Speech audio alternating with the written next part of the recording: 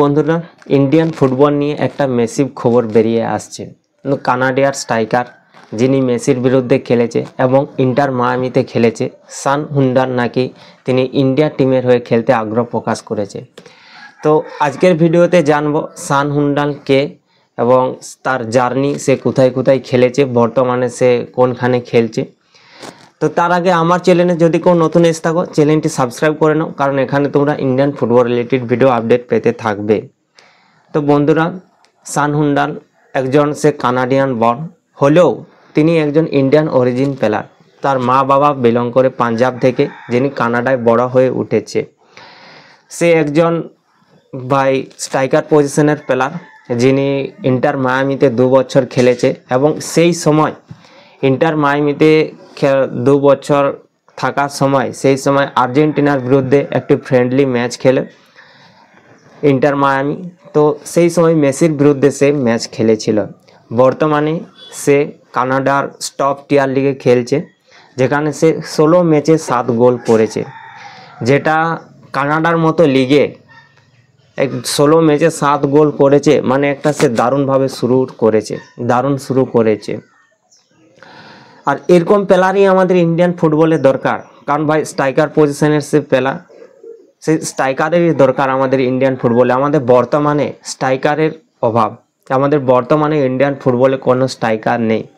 কিন্তু সে যে আমাদের ইন্ডিয়ান ফুটবলে খেলার জন্য আগ্রহ প্রকাশ করছে, তো আমি চাইবো যে আমাদের যেন এআইএফএফ তার সাথে তাড়াতাড়ি কন্ট্যাক্ট করে। কিন্তু এআইএফএফ আমরা দেখেছি যে আমাদের যে এআইএফএফ প্রেসিডেন্ট কল্যাণ চৌবে আছে, তিনি কয়েক বছর আগে বলেছিলেন যে আমরা ওসিআই ও পিআইও প্লেয়ার নিয়ে আসার জন্য চেষ্টা করব। কিন্তু সে কীরকম যে কাজ করছে ওসিআই ও পিআইও প্লেয়ার নিয়ে, সেটা সান হুন্ডার নিজেই জানিয়েছে যে সে কীরকম কাজ করছে আমাদের ওসিআই ও পিআইও প্লেয়ার নিয়ে। তো যাই হোক, তো সান হুন্ডালের মতো প্লেয়ার আমাদের ইন্ডিয়ান ফুটবলে অনেক দরকার, কারণ আমরা জানি ইন্ডিয়ান ফুটবল পুরোপুরি শেষ হয়ে গেছে। যদি ইন্ডিয়ান ফুটবলকে জীবন্ত করা যায় তাহলে সান হুন্ডালের মতো প্লেয়ারকে দরকার, কারণ আমাদের বর্তমান সিচুয়েশনে আমাদের স্ট্রাইকার নেই, যেটা আমাদের ইন্ডিয়ান ফুটবলে স্ট্রাইকারের পুরোপুরি অভাব রয়েছে। তো সান হুন্ডালের মতো প্লেয়ার, যিনি কানাডিয়ার টপ টিয়ার লিগে 16 ম্যাচে 7 গোল করেছে, যথেষ্ট তার গোল স্কোরিং এবিলিটি ভালো আছে এবং সেই ইন্টার মায়ামিতে খেলেছে, প্লাস সে মেসির বিরুদ্ধে একটা ফ্রেন্ডলি হলেও ম্যাচ খেলেছে। তো সেখানে তার কিছুটা হলেও অভিজ্ঞতা আছে, সেই অভিজ্ঞতা আমাদের ইন্ডিয়ান ফুটবলে অনেক কাজে লাগতে পারে। তো সেই দিক থেকে সান হুন্ডালের মতো প্লেয়ার যে আমাদের ইন্ডিয়ান ফুটবলে খুব দরকার। যদি ইন্ডিয়ান ফুটবলকে জীবন্ত করতে হয়, জিন্দা করতে হয়, তো সেক্ষেত্রে সান হুন্ডালকে দরকার। কিন্তু সে জানিয়েছে যে আমি ইন্ডিয়ান ফুটবলের হয়ে খেলতে চাই, তার মা বাবাও চায় যে সে ইন্ডিয়ার হয়ে খেলুক, তার মা বাবাও চায় যে সে ইন্ডিয়ার হয়ে খেলুক। কিন্তু এখন দেখার বিষয় হলো যে এআইএফএফ কি আদৌ তার সাথে কন্ট্যাক্ট করবে কি করবে না। কিন্তু সে একটা ডিসিশন নিয়েছে যে এআইএফএফ যদি তার সাথে কন্ট্যাক্ট নাও করে, সে চাইছে যে একটা কোনো একটা আইএসএল ক্লাবে খেলবে, সেখানে 1 বছর 2 বছর খেলবে।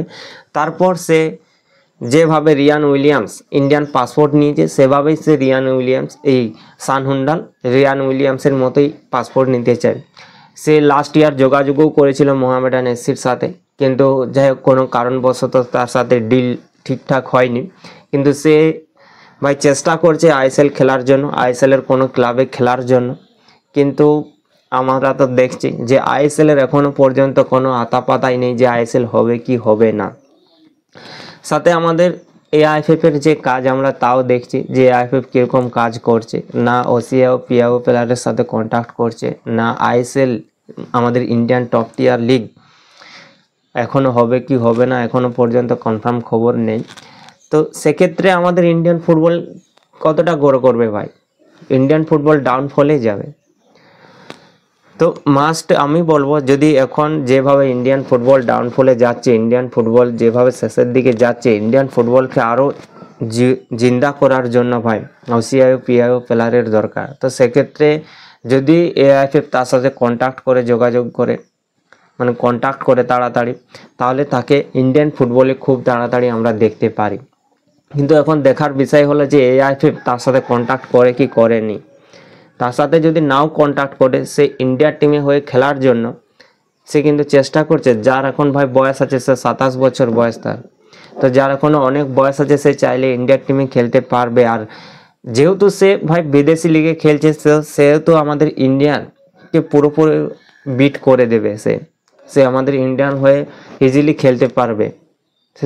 সে বিদেশি লিগে এত সুন্দর পারফরমেন্স করছে, মানে আমাদের ইন্ডিয়ান লিগে ভালো খেলতে পারবে।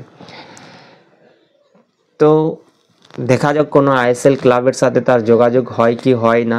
যদি হয়ে যায় তাহলে ভালো, আর সব থেকে ভালো হয় যদি এআইএফএফ যদি তার সাথে যোগাযোগ করে। আর কেউ যদি ডাইরেক্টলি ইন্ডিয়ান পাসপোর্ট নিতে চায়, তো তাকে 5 বছরের জন্য ওয়েট করতে হবে।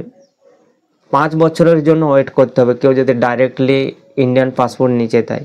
কিন্তু সেক্ষেত্রে যাতে এতদিন ওয়েট না করতে হয়, তার জন্য সে এই ডিসিশনটা নিয়েছে যে কোনো এক আইএসএল ক্লাবে যাবে, সেখানে 1 বছর 2 বছর খেলবে, তারপর সে ইন্ডিয়ান পাসপোর্টের জন্য অ্যাপ্লাই করবে। এবং সেখানে যদি সেই ক্লাব যদি তাকে সাহায্য করে, যেরকম রিয়ান উইলিয়াম কিসিকে সাহায্য করেছে জিএসডাব্লিউ, বা বেঙ্গলোরের যে ওনার আছে সে সাহায্য করেছে, তো সেরকমই একটা চাইছে, রিয়ান উইলিয়ামসের মতোই সে চাইছে।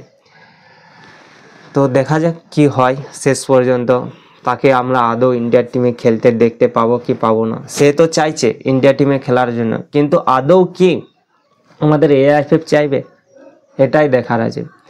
তো বন্ধুরা, ভিডিও যদি ভালো লাগে অবশ্যই লাইক করো, এবং যদি তোমরা চাও যে আমাদের ইন্ডিয়ার টিমের হয়ে ওসিআই প্লেয়ার খেলুক, তো তোমরা তোমাদের মতামত অবশ্যই কমেন্টে জানাও যে তোমরা আদৌ কি চাও না আমাদের ইন্ডিয়ান প্লেয়াররাই খেলুক। তো অবশ্যই তোমরা তোমাদের মতামত কমেন্টে জানাও। তো দেখা হচ্ছে পরের ভিডিওতে, ততক্ষণ পর্যন্ত সবাই সুস্থ থাকো, ভালো থাকো, জয় হিন্দ।